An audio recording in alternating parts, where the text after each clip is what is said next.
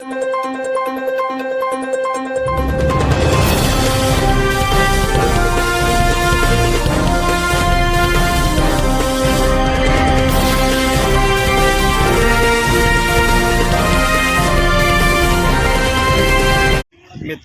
नमस्कार.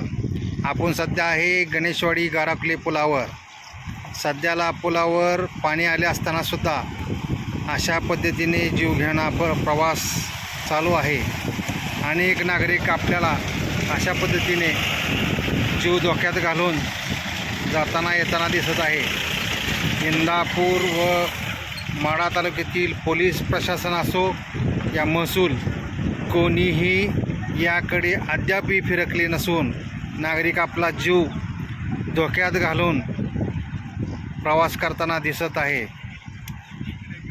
उजनी धरणातून भीमा नदी पात्रात सकाळी 8 वाजता 81,000 क्युसेक्सने पाण्याचा विसर्ग करण्यात आला असून वरून येणारा विसर्गही 90,000 क्युसेक्सच्या आसपास आहे.